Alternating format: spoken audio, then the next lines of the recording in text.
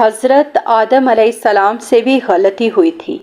اللہ سبحانہ و تعالیٰ نے انہیں ایک درخت کے قریب جانے سے منع فرمایا، لیکن شیطان کے مسلسل وسوسوں نے انہیں لغزش میں مبتلا کر دیا۔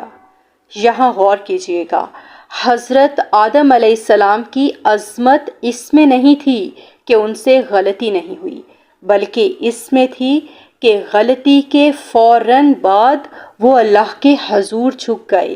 انہوں نے دعا کی، ربنا ظلمنا انفسنا وان لم تغفر لنا وترحمنا لنکونن من الخاسرین۔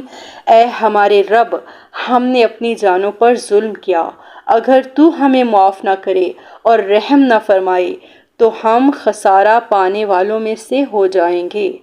اور اللہ نے انہیں معاف فرما دیا۔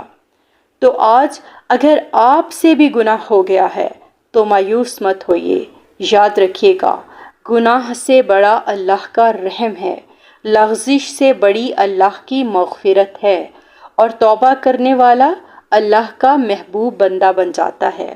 نبی پاک صلی اللہ علیہ وسلم نے فرمایا، بہترین خطا کار وہ ہیں جو کثرت سے توبہ کرتے ہیں۔